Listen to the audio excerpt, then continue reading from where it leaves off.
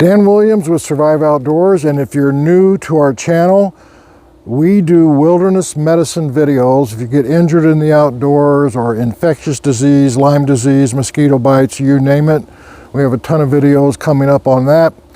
We also do gear reviews as well as some survival techniques. So join in if you like it, subscribe, hit the bell so you get notified on every one.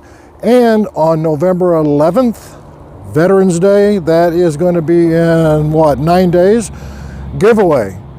I'm going to put a link to that video in the description. Brand new trekking poles, Swiss Army knife, and a few other gadgets for your backpack.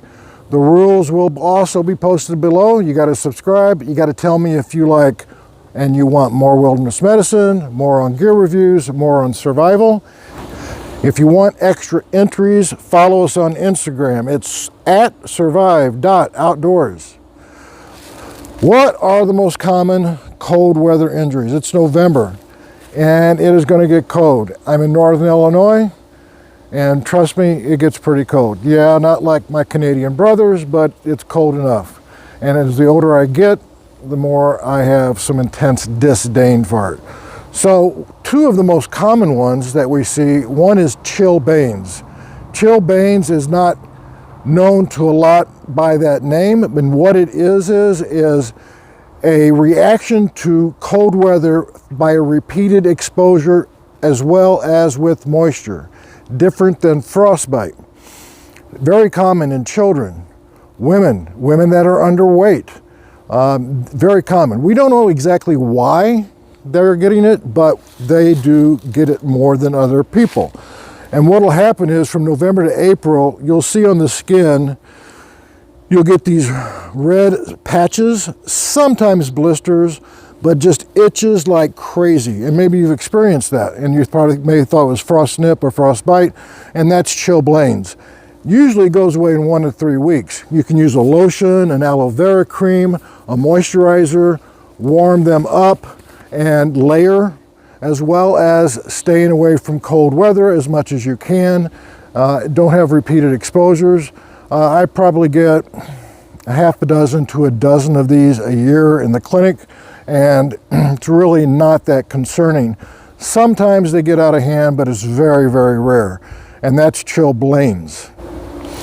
So frostnip and frostbite, very common. Frostnip was a very superficial injury to the epidermis, common with the ears, nose, fingers, toes, and you get a blanching of your skin, redness, hurts. Most of the time you'll get a pins and needle type reaction, rewarming, and it does fine. It can lead to frostbite if you don't get in and get that warmed up quick enough, and that's frostnip. So frostbite, hiking, snowboarding, skiing, walking in the winter wonderland. I've encountered it, and years ago doing waterfowl hunting in blinds at 20 degrees above zero. Frostbite can be a huge pain in the butt, but with proper care, you can take care of that. So there's 4 degrees of frostbite.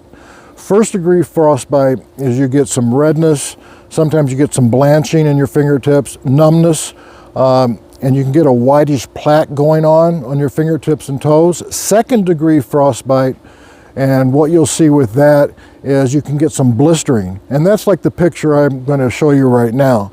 And that picture is from a gentleman that was he picked up trash. And in the winter, I mean, he's got boots on, sometimes they get wet with all the snow, and he came in with this major blistering of his toes. And that's second degree, where you get this kind of whitish, yellowish blisters along your toes. You can get them on your fingers. And then after that, you got third and fourth degree. Third and fourth degree. Third degree is when you get some major blistering going on.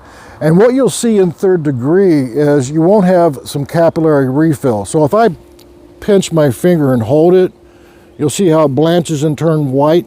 I'm basically pressing down, closing down the capillaries in the little tiny blood vessels, let go, and it fills up with blood. You will not get that in 3rd degree. Sometimes even in 2nd degree you'll see that.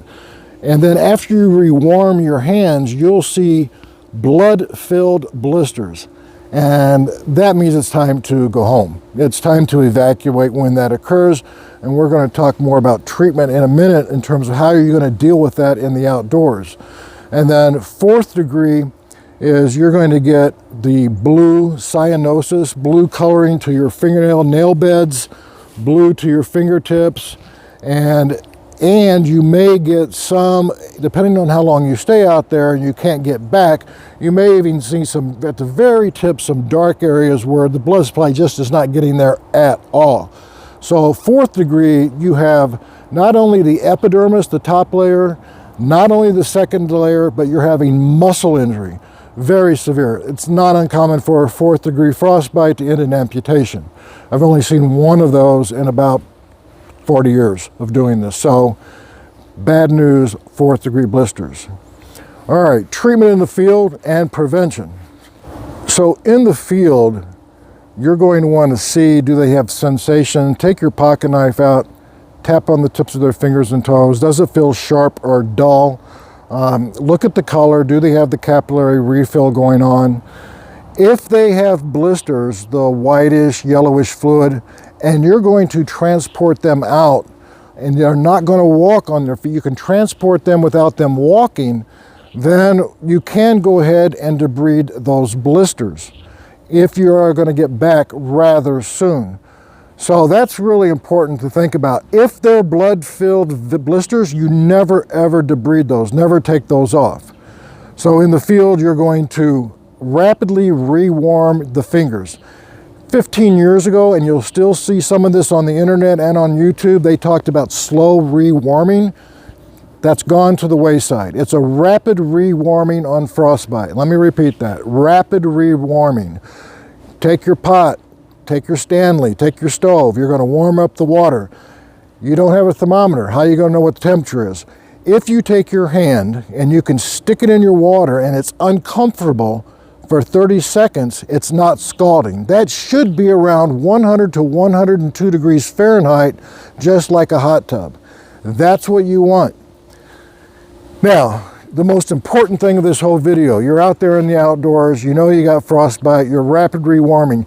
You never, ever, ever want to rewarm frostbitten fingers and toes if you think they're going to get refroze.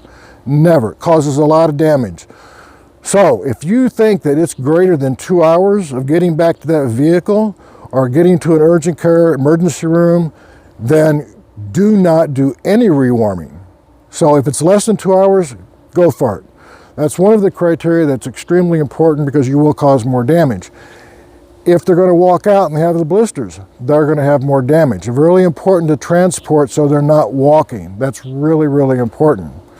If you're going to be longer than 2 hours in getting back, and let's say a day, and you're really stuck and you're snowed in, so in those situations, you can give ibuprofen. And if you have aspirin, give them an aspirin. Ibuprofen works great to decrease the inflammation.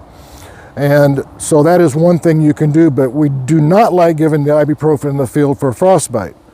So that's an FYI. Prevention. Some of this is like a no-brainer.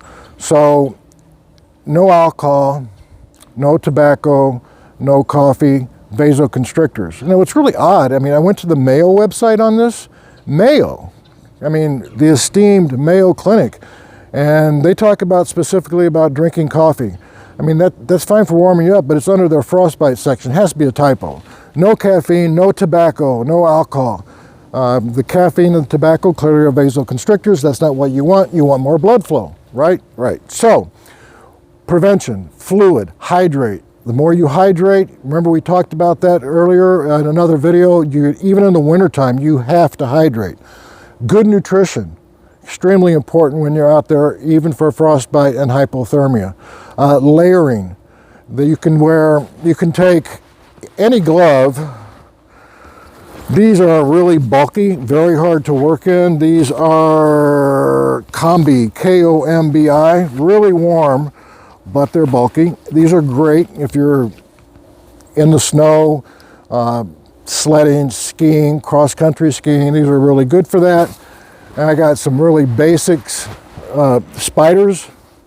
And they're actually pretty warm. They're not bad. These little spider gloves, pretty cheap.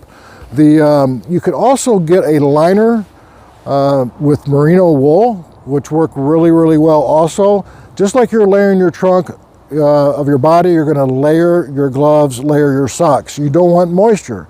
If you're going to be sitting still in the outdoors in the cold for a long time without walking, plastic bags are fantastic as long as you're not walking. Put on a layer of socks, put a plastic bag over the socks, put socks over the plastic bag. You'll be amazed how that traps your heat, as long as it's not too tight and there's no wrinkles. However, when you walk, your feet are going to sweat, it's going to trap the moisture, and you are at risk for trench foot. So that's important to note. Last but not least, to help perfuse blood to your fingers, you feel like your fingers are starting to get a little cold and you're concerned about frostnip, on your way to frostbite, windmilling. Take your arm, swing it, and go the other direction. And that really helps perfuse blood to your fingertips. So that is it. Chilblains, frostbite, assessment, treatment in the outdoors. Stay warm, guys. Remember, November 11th, we're giving away that Swiss Army knife and trekking poles. If you like it, give me a thumbs up. Keep your eyes on the horizon, your face to the wind. Stay warm. See you next time.